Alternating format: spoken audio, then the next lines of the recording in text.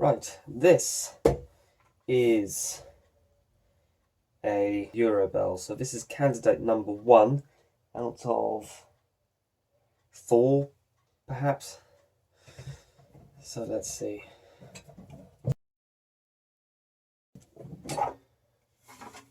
Ooh.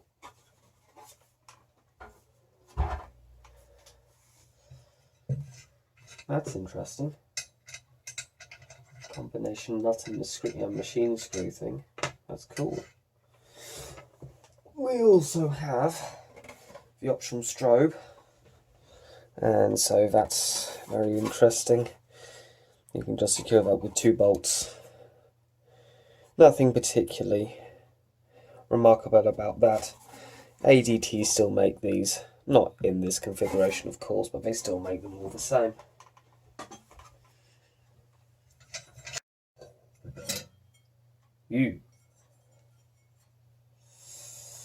Nice gong. Lovely.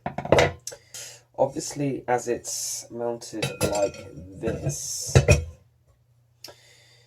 the SAB, the self-actuating bell module, was right here on these 4 standoffs. Obviously the battery was there, and yeah, the corrosion has gone all the way here. The only reason why that's happened is because I believe they're nickel cadmium, and so they spew out all of their alkali qualities and stuff like that, and it just wreaks havoc on mild steel and zinc, of which this is both. This is galvanized because of course it's an external device. The PCBs, however, they weren't, they're just conformally coated, and that was it. But even then, that wasn't a very good idea. They still failed, and this is a prime example of such failure. Now that's cool. Look at that.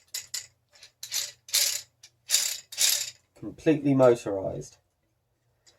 Now, I don't particularly like this idea of it being motorized because you have a point of failure, which is this motor here.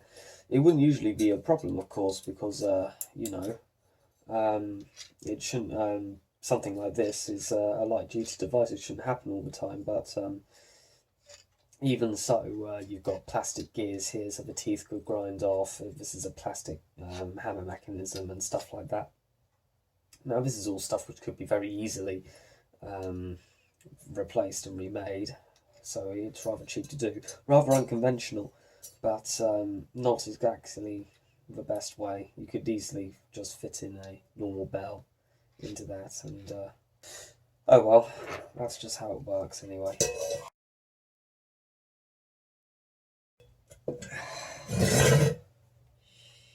Sheesh.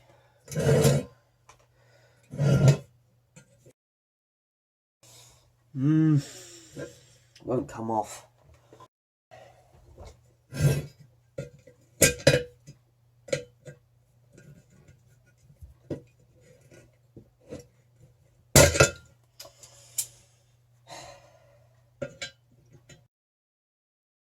I don't know what to do. Oh, I'll find a way.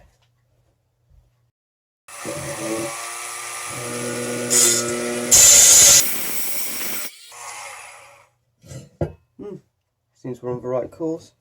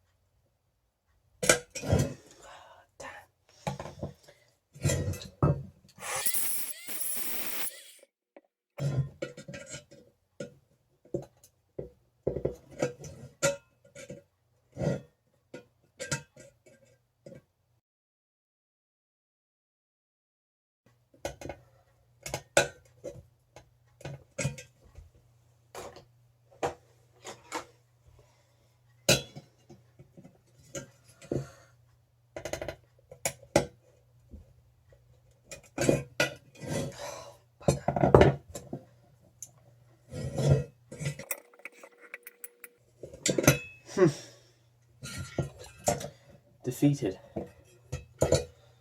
Oh well, I'm sure we can make do without that in there.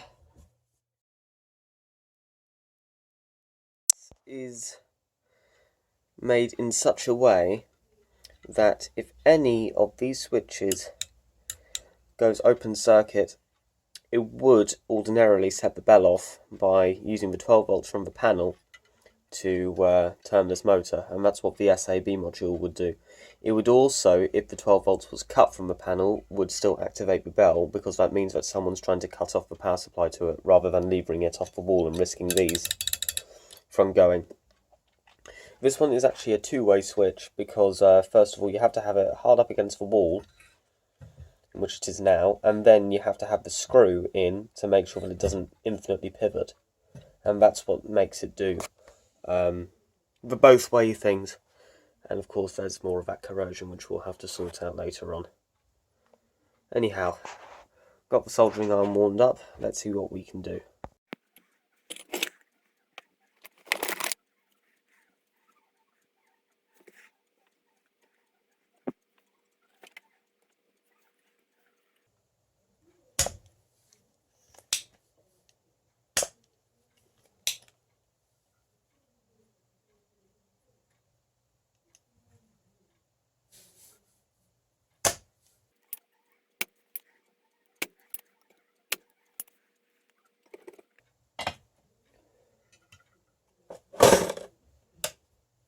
Right, so now that I've loosened the screws, you can see in close-up detail, because last time I did this I was really tired and it didn't really work very well.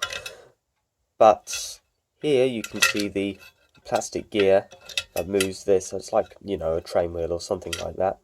This is sprung to make sure that it, you know, hits the bell more than once and also has enough inertia to hit it loudly. Solid polypropylene capacitor on the DC motor. Now, ordinarily, you would think that this gear would have, you know, failed over time, but obviously they used the right stuff, and despite the fact that this bell is probably over 20 years old, it hasn't really suffered any problems whatsoever, which is rather surprising considering the condition of the rest of it. Anyway, now that I've got this off, just for one final attempt, I'm going to see whether I can get this thing out.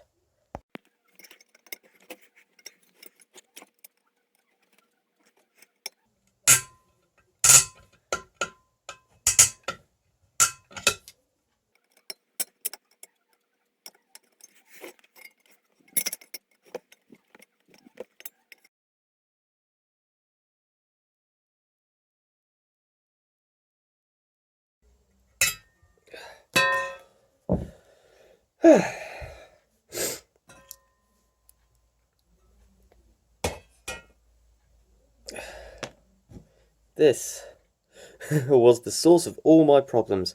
Now I've just got to solder this back together. Not too hard, I'd assume. Especially as I know which cable went where.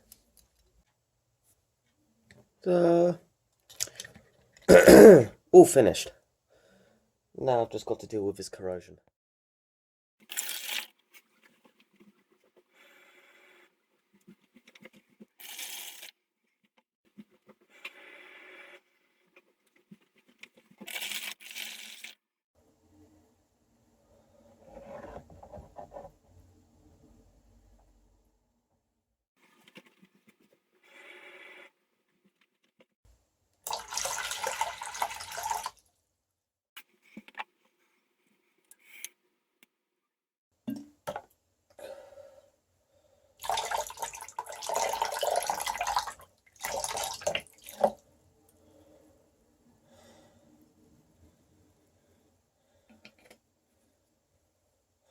See what that does, if anything.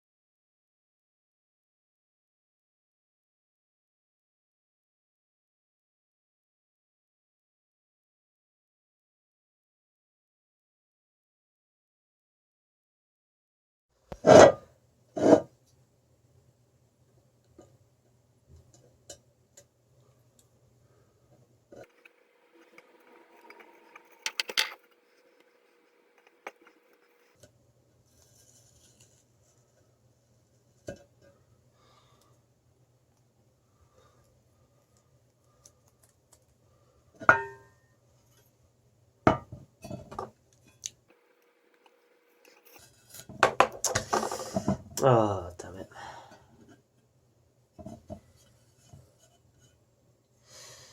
Oh well. You win some, you lose some. There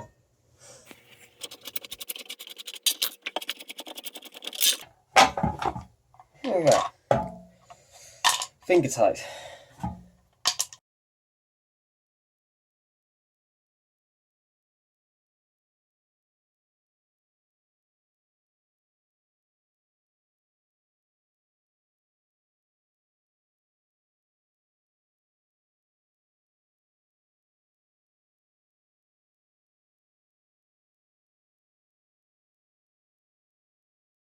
I don't actually know how well that time lapse came out, but I did some more cleaning and looks a bit better, especially these down here.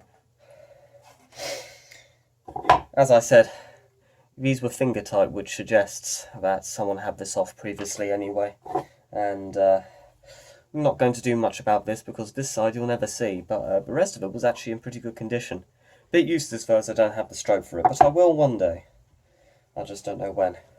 Right, as these are both brass and this secures the bell gong onto the bell housing, I think I might just tarp these up a bit and do something with them as well.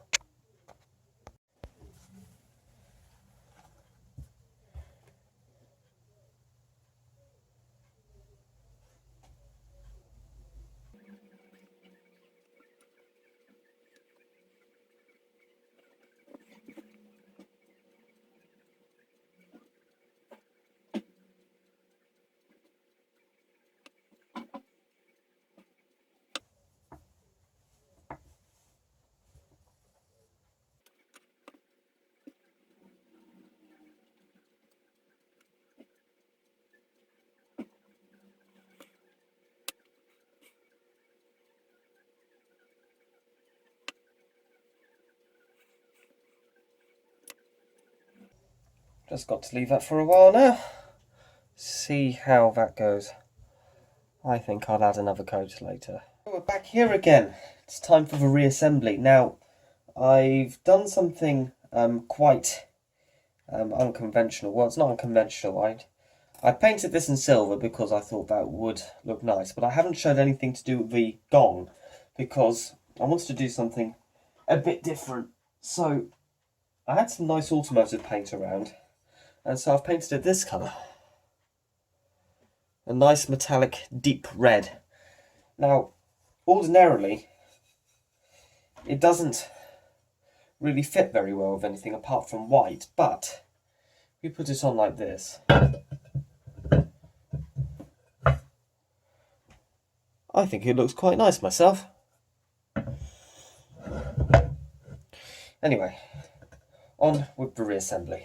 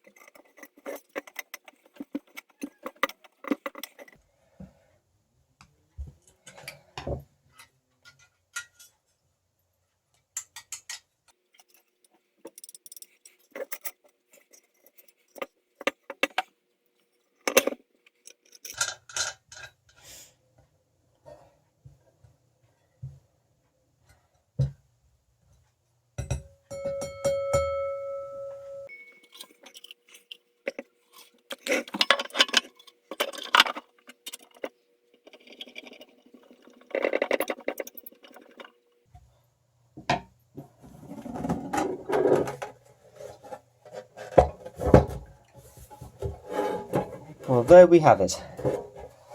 All done. All nicely refurbished. Even put a date sticker on it to cover up, well, to cover up my mistake, but still nice to know when I did it. And what's even better, This rubber bell inside works, which is very nice.